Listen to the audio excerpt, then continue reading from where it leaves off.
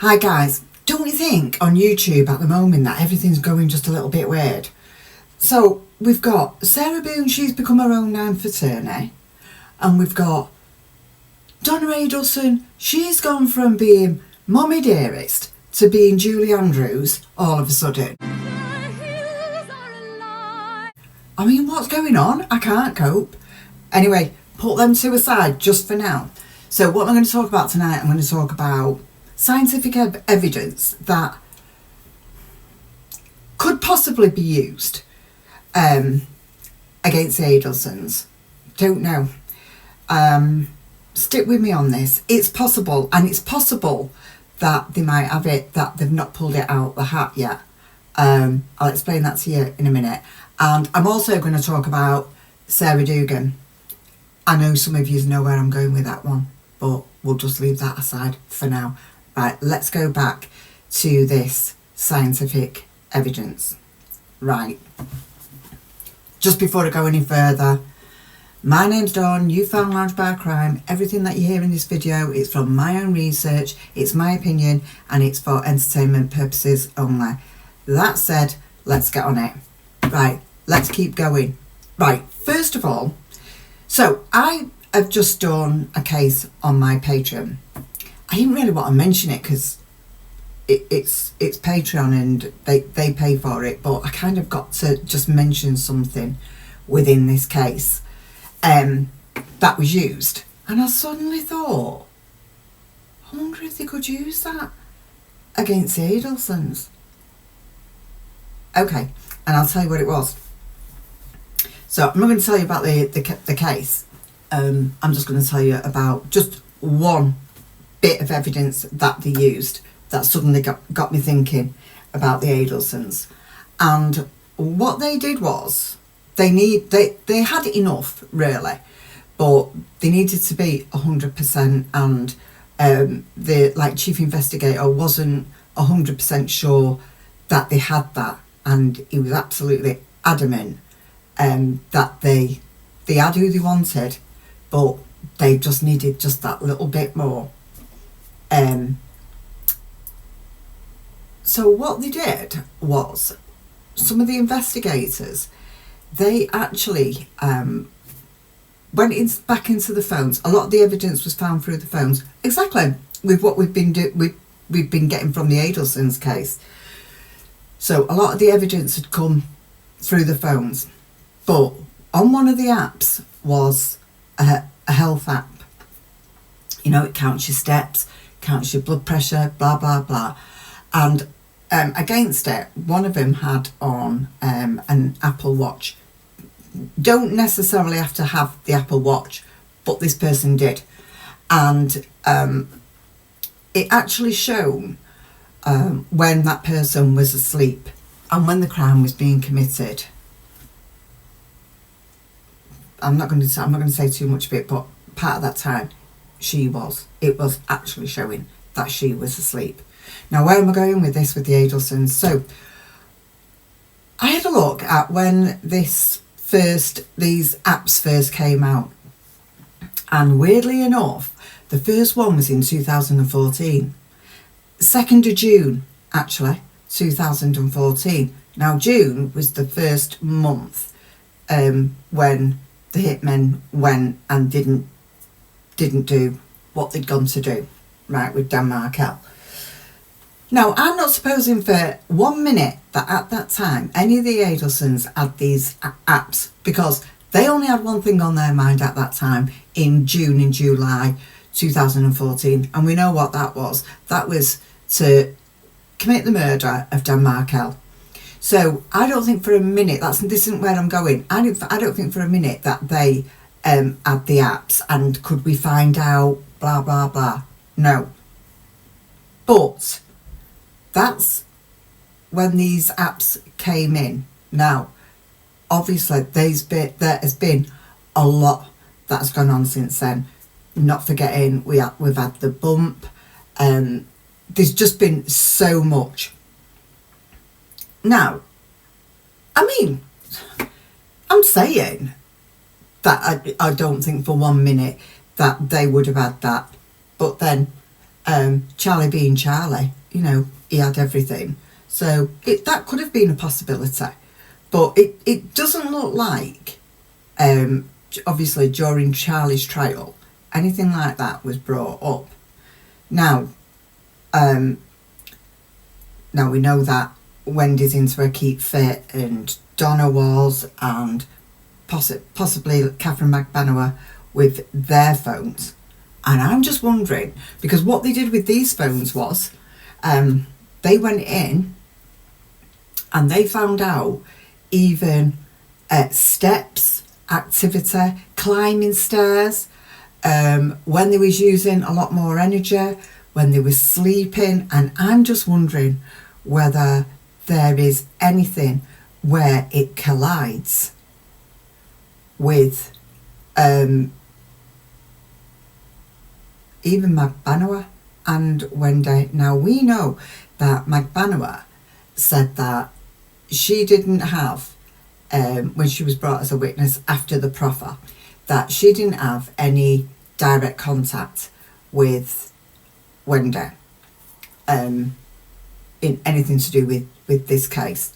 Now, that means direct contact. That doesn't mean, because on the morning of the murder, you can see that it goes, you know, like from the calls go from Wendi to Charlie to McBanower back to, and then back to Wendi and Donna. So you can see all them connections. But what I'm wondering is if, like afterwards, once the bump had stirred. Now we do know that,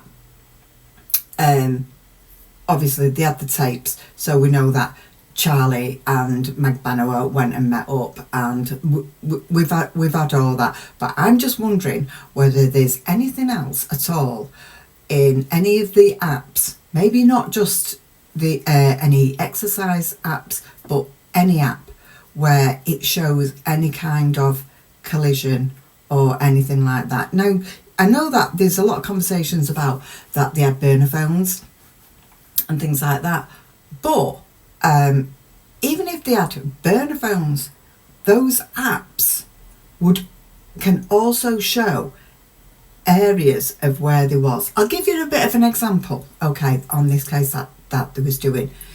It's shown on this app. They were saying that they weren't in a particular area, but this app was showing kind of everything, where they were and what they was doing, how many steps they went up, when there was a lot of energy and the heart rate was going full on, which is when the attack was, just things like that. Okay, now in order to make it like correspond and for it to be of any use, what they did was the investigators themselves downloaded the same app, and they went on the same route doing exactly the same thing as what happened, or they presumed happened, in that murder. And both these both of them matched, the investigators and the person that committed the murder. Everything matched completely to what they felt had happened from their investigation. Everything matched on the app. So I'm just wondering whether there was anything like that. Now I also went into just 1 minute, I'll just find out what it's called. Okay, so it was sciencedirect.com to find out when these apps was ever first used as evidence in a crime. Okay, so the crime that I was looking at was in 2018. It was in Scotland. Okay, but these apps was actually being used from 2016. The first time it had ever been used is 2016, which, so it's only 2 years. 2 years isn't a lot, is it, when you consider how long this case has been going on for, because it's been going on for 10 years. So it's only like 2 years out, but there's a lot gone on since 2016 or 2014 since these apps came in. And I just wonder now, the only thing that's making me think that they haven't got evidence like this. First of all, I wonder whether they've even looked at these types of apps in their phones and found any kind of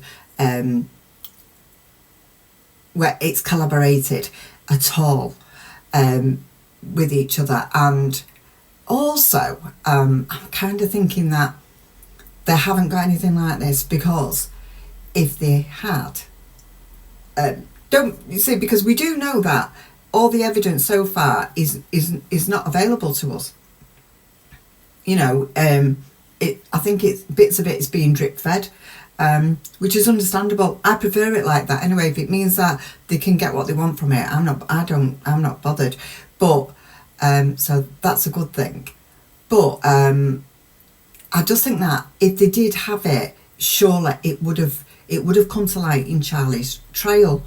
Or was Charlie's trial going to be too easy, and they didn't need to show any ace cards with something like this? I just wonder. I'm probably off the mark here, and that's fine as well. But it was just something that intrigued me, and I was just thinking, in what possible way, if any of them had their maps, like a couple of them. See, I would have expected Magbanua to have had an app like that. And I would have expected Donna, possibly, or Wendi. I couldn't have imagined Charlie. I don't know. But I don't know. Tell me what you think. But I'm just wondering, any apps like that or any other apps that you can think of that could have been used or could be used as evidence. But I just thought that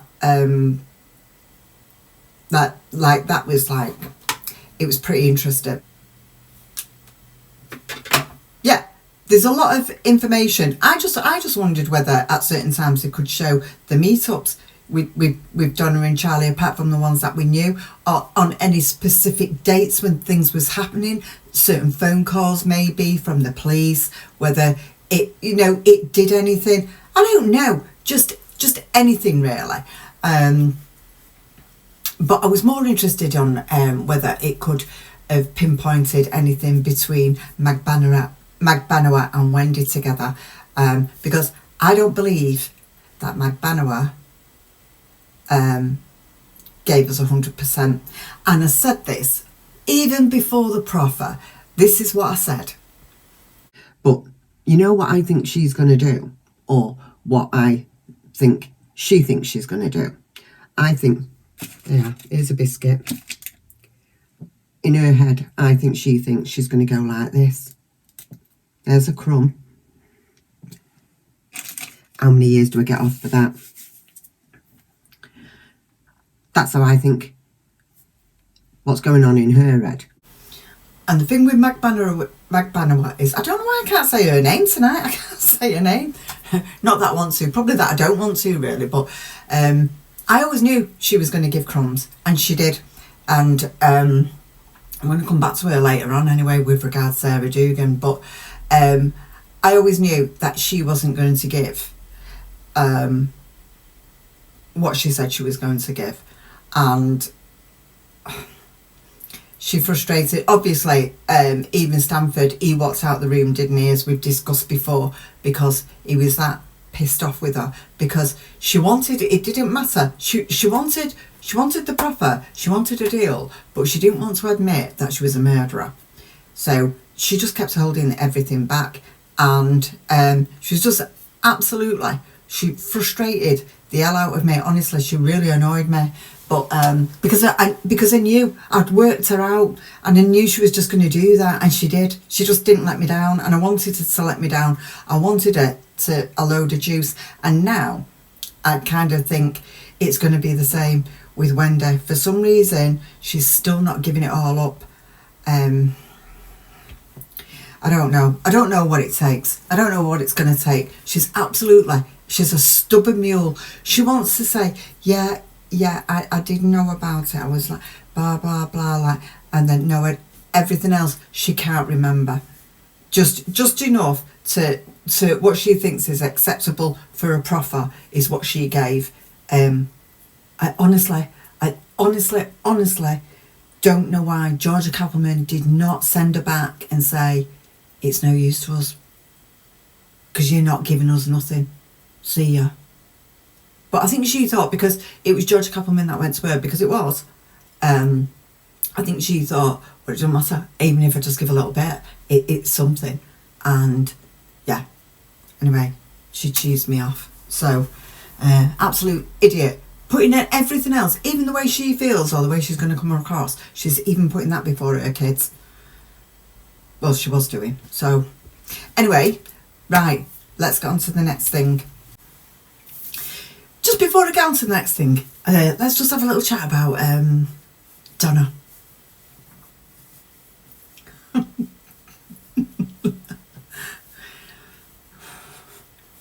So it's dead obvious, isn't it?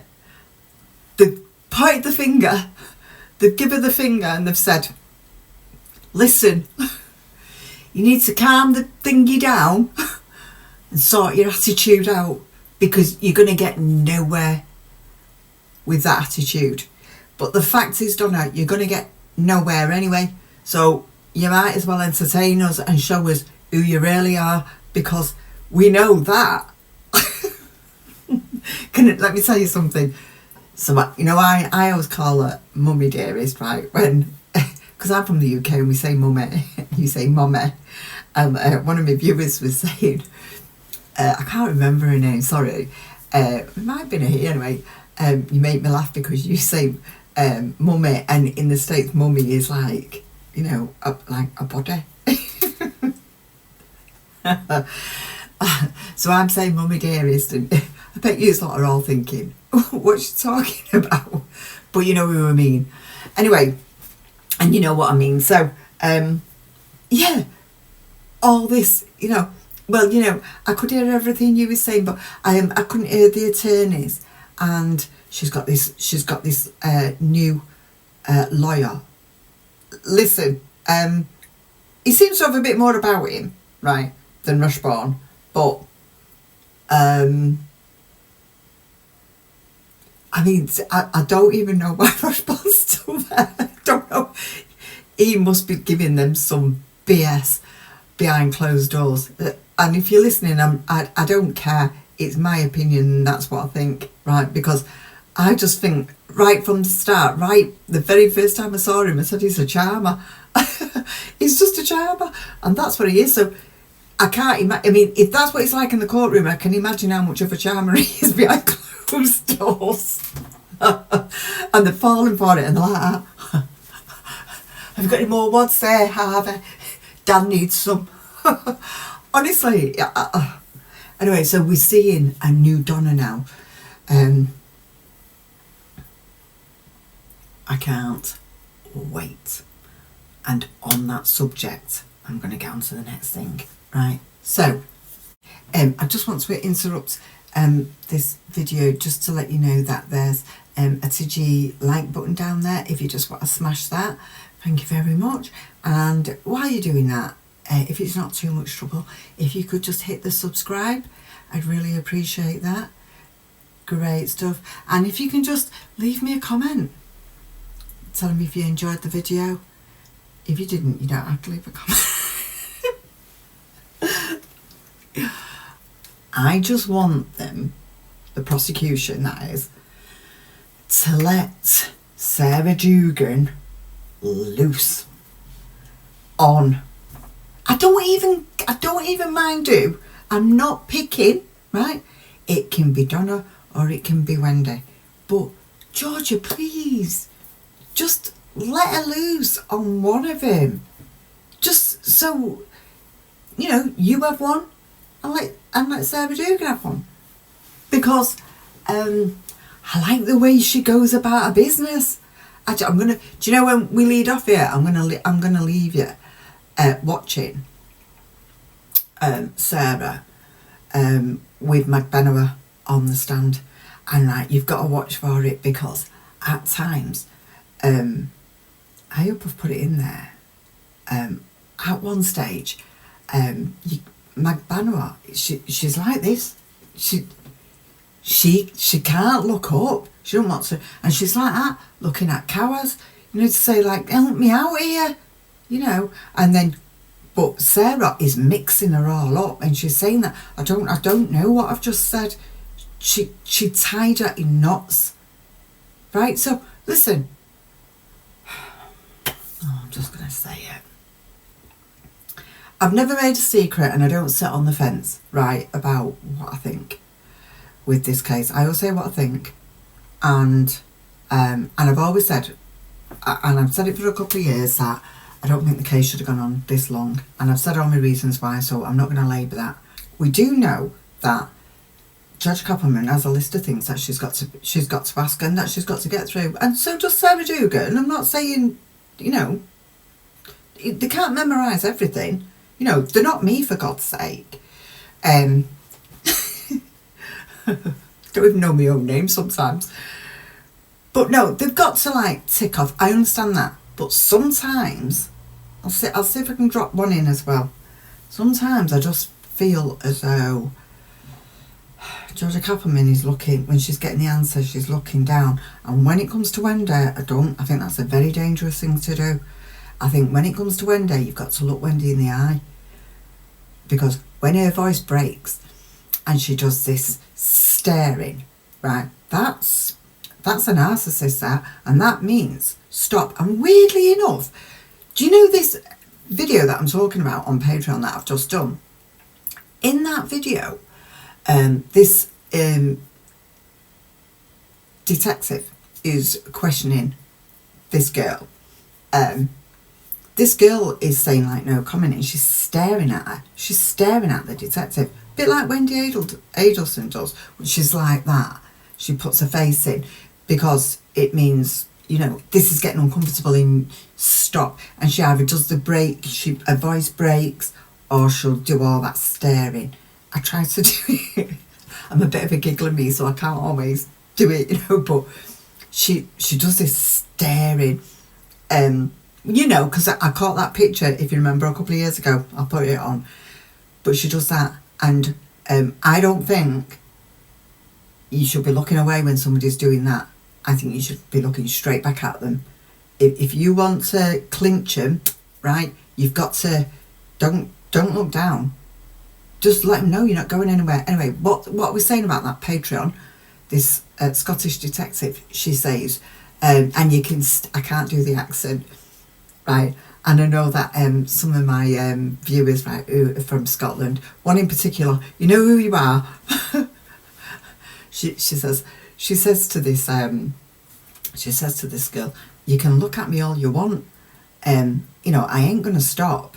You can stare at me all you want, she says, I ain't gonna stop, because that's what this criminal wants, the suspect wants. She wants us to stop, so she's staring at her and she's going like, no comment, no comment. And it's a bit like Wendi Adelson does, you know, she does the voice break and she does the staring and everything. But there's one part that Judge Koppelman asking her these questions, and sometimes I feel like instead of going to the next question, just stick on that answer that she's just give you and go back on that answer. I know she does a lot of times, but I do think that sometimes she misses some back because she's going on to the next question. And the other thing is, I think when she's answering that question, I don't think she should be looking at the next one. I think she should be staring at her, listening to the answer, and then go to, like, you know, like me, because I'm such a professional. Like, I know, what would I do? I don't know what I'd do. But look, listen, I'm not a prosecutor. I'm not an attorney or anything like that. But it doesn't mean that I can't have an opinion on it. And it doesn't mean you can't either. You might disagree with me, totally. And if you do, I'm good with that as well. But I have watched, I can't tell you how many cases and trials and interrogations I've watched. And I'm just going off my opinion.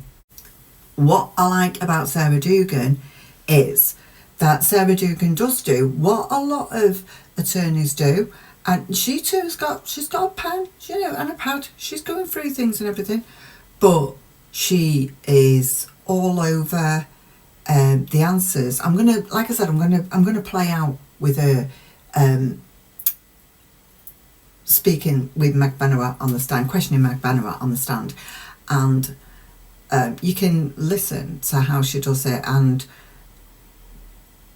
she pins her. She pins her down quite a few times and everything, and it's possibly, if you put Sarah Dugan and Kappelman together, you probably would not see, or you might not think that you see a massive difference, but there's just small differences between them, and the only way you'll notice them is the response from the person on the stand, the way they're reacting to the questioning. And if you cast your mind back to when George Kappelman was questioning Magbanua, when she was first questioning Magbanua on the stand, I thought she was very soft with her. I thought she was, I thought it very, very, very soft with her. It's Wendi that I'm worried about. It's that this, really, in my head, and everything that I'm saying, it's Wendi that I'm worried about. Because I told you where I think Wendy's going. Wendy's in another team. Do you remember when she changed the name? Yeah, she will be changing it from Adelson soon, because she's already moved away. Well, I believe that she's out with her dad now. I did get that wrong when I thought that she'd gone to Texas, but I did say I weren't sure to let me know, and a lot of you did, and thank you. And she'd been seen out with her dad, because she'd stopped. Well, she didn't want to know her dad when her mum was out. Her mum was out. Mum was out. She didn't want to know her dad then, but she wants to know him now. Sign everything over to me, Daddy. Just sign there. Yeah. I'll look after you, Daddy, don't worry. Just sign. Anyway, that's where we're going with that one. What else have I got to tell you? Let me just say something. You know, there are a lot of people covering this case. And actually, just let me tell you this. Do you know one person who I kind of speaks my language, is the best way to say it? You know, Carl Steinbeck.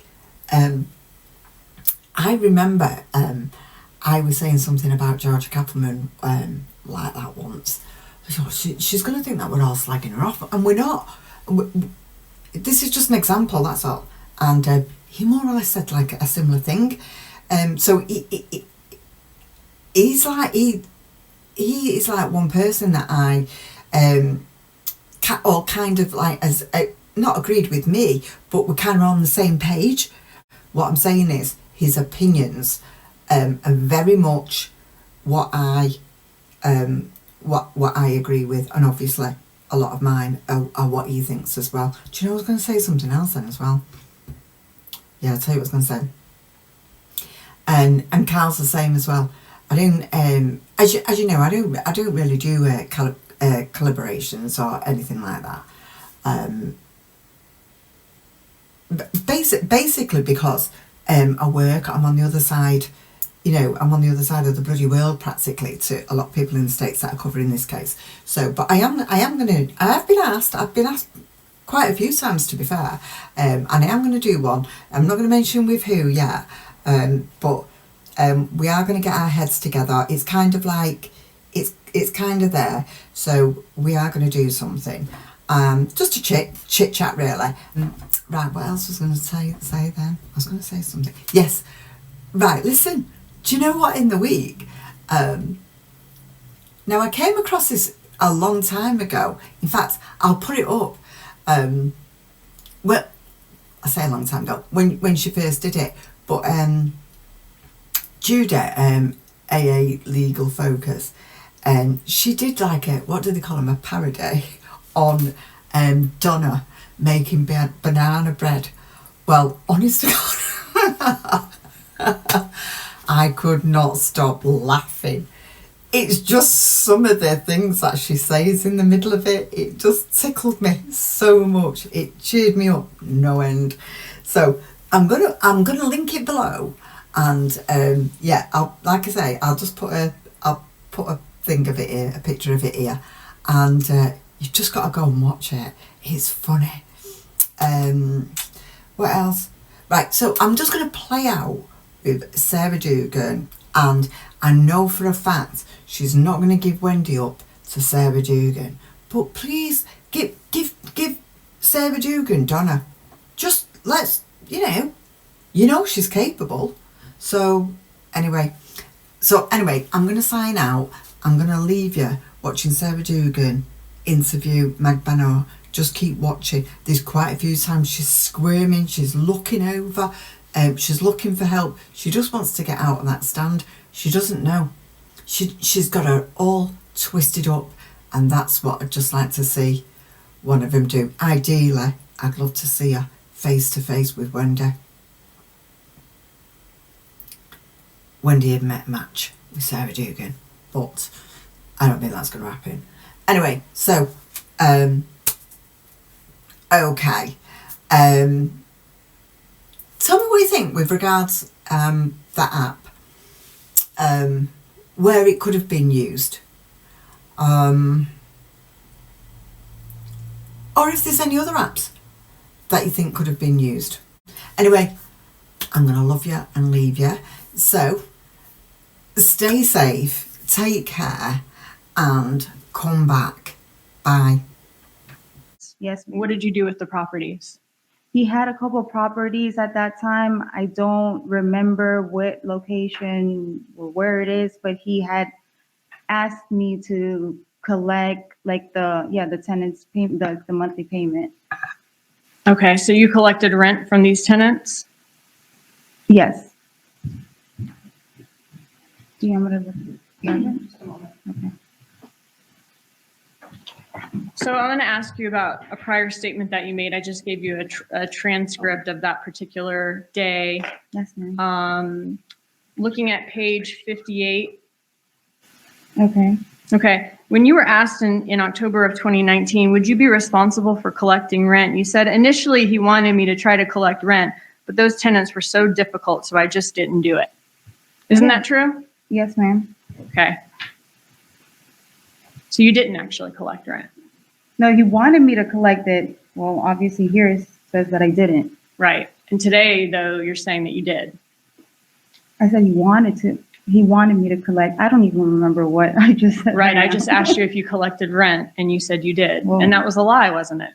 I just said I didn't in this testimony. Okay. And if you said that you collected rent from him today, and you previously said that you did not collect rent from his tenants, he wanted you to do it, but you never did it. That's a lie, right? I should have told you to refresh my memory instead of saying that. Okay. Was that a yes? Yes, ma'am. Okay. Why did he do this favor for you? To give you over $17,000 over the course of a year and a half. And you didn't actually collect rent from the tenants. So why would he do this for you if you're not actually earning that money? Objection, speculation. Overruled. I asked him for that favor for the insurance. I understand why you needed it. I don't know. My question is, why did he do it for you? I don't know, ma'am. You're just talking about he's being mean to you, and you're saying don't be such a dick to someone who's done something for you. Yeah, I don't know what I was referring to. Okay.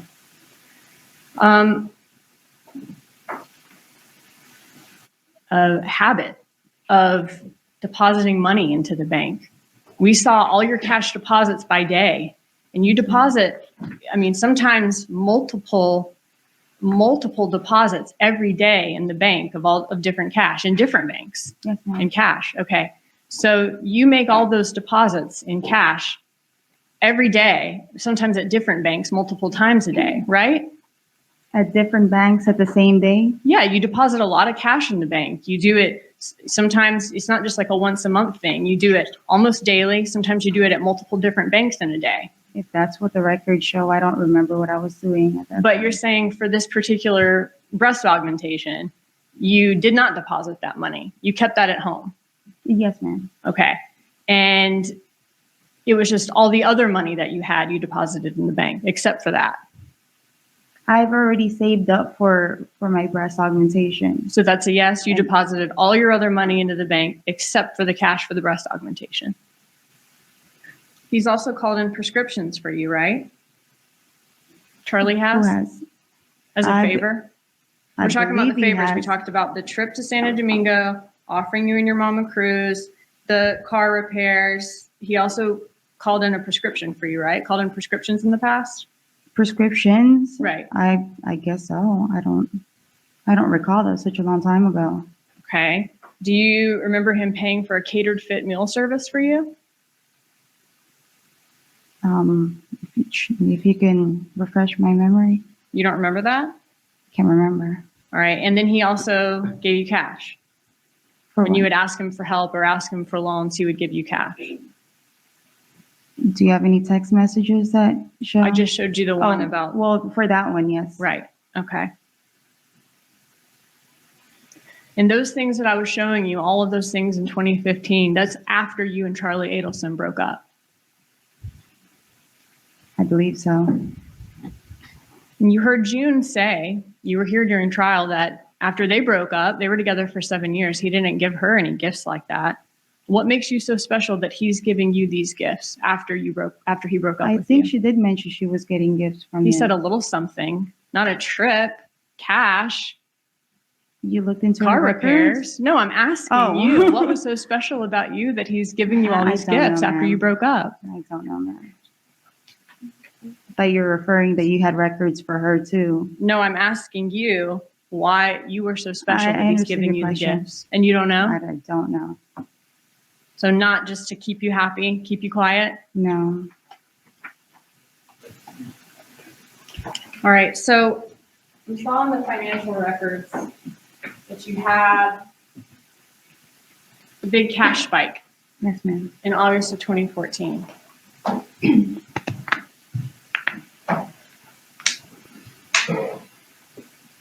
Okay. Where were you working in July of 2014? I don't recall where I was working. Okay, so you can't tell us anywhere you were working at that. Not that I've known. Okay, where Do you did have any records of where I was? No, I don't. And now I'm asking, where were you working? I don't recall. That was back in 2014. I don't recall. Where did this money come from? I don't recall where I was working or if Secreto gave me money on 2014. You don't remember whether it was money that you earned or money that he gave you? No, ma'am. I mean, this is over twice, $13,200 in August of 2014. That